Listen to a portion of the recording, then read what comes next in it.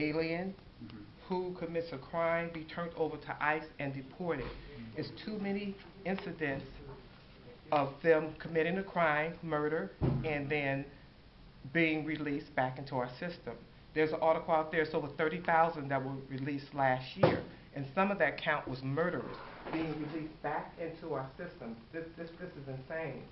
Also, I want to mention what happened with a young lady in Connecticut by a Haitian immigrant.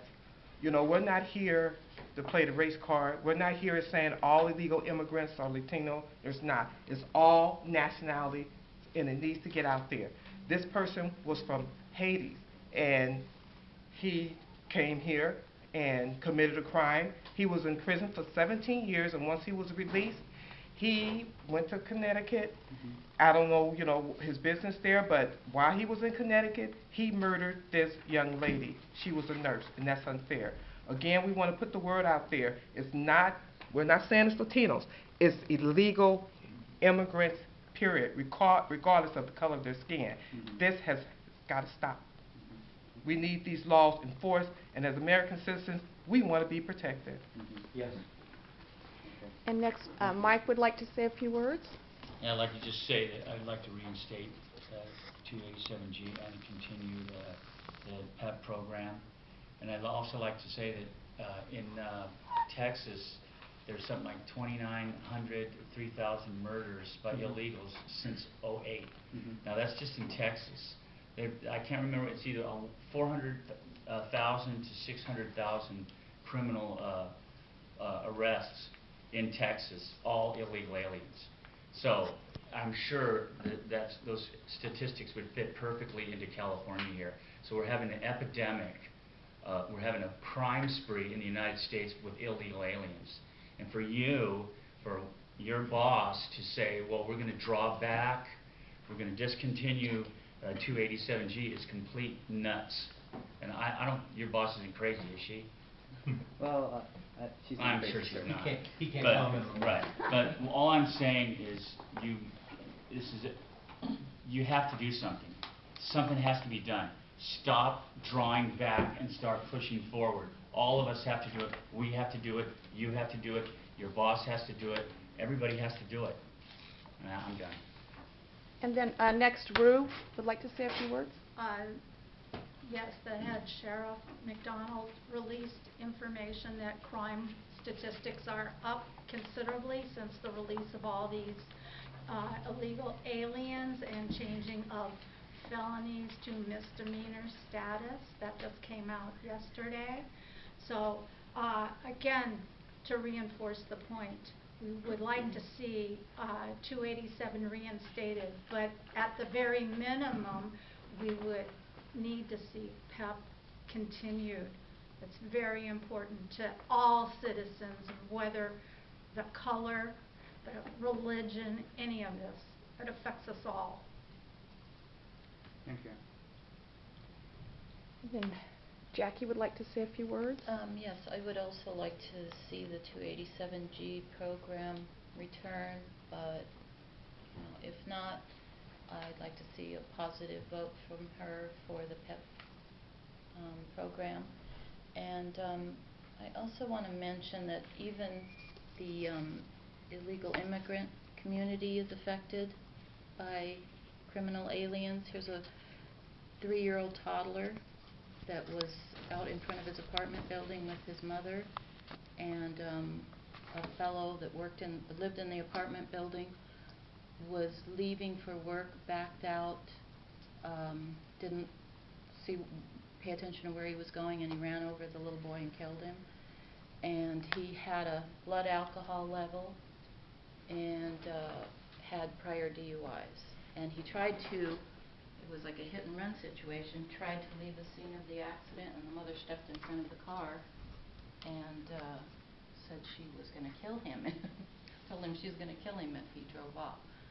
So, and the parents were, it's been reported that the parents were illegal aliens. I don't know about the little boy, but so, you know, everybody's affected by this, even the illegal immigrant community. Yeah. Thank you for sharing. Thank you, Jackie. And Next, we'd like to hear from Dr. Newman. This, as you recognize, I know, is Kate Steinley. She was earlier this month killed on a pier in San Francisco by an illegal who had actually been deported 5 times. Now, I know that you're already familiar with that because of your position working for the supervisor, but I want to remind you of that. And as a doctor, I've treated patients who have been traumatized by matters relating directly to those who are in this country illegally. I'll give you one illustration. This was a husband-wife. He was Hispanic. She was Caucasian public school teacher. He worked for the railroad. They were hit. Their infant child was killed on the roadway by an illegal from, happened to be in this case, Mexico, who was prosecuted and was not deported because he just didn't remain for the remainder of the sentencing. That trial, as you know how the system works.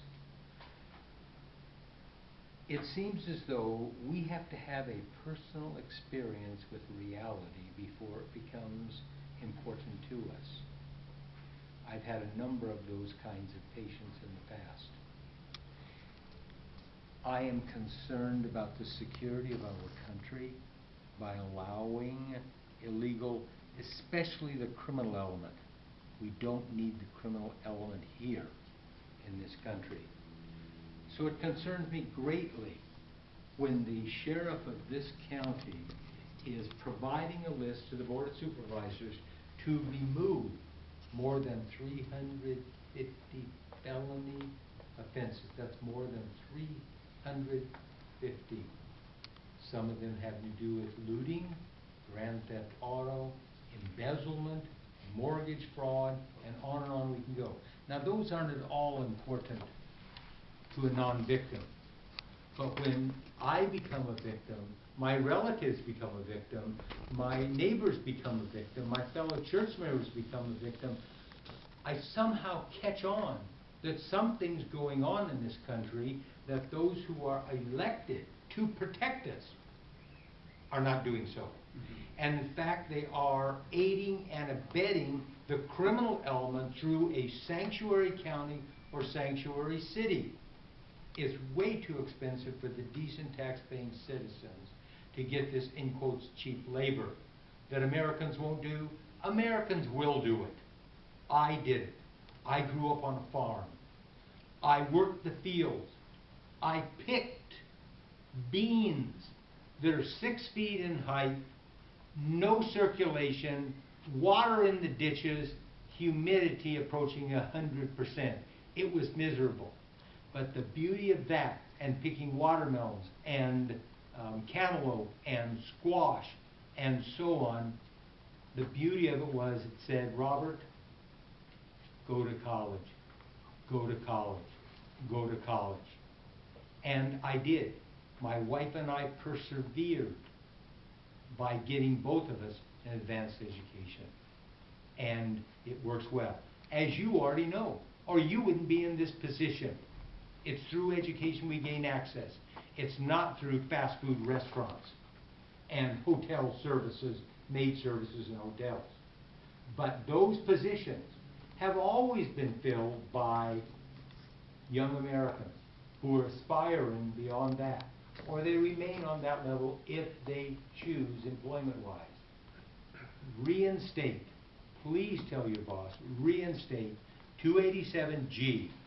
Do not remove these criminal offenses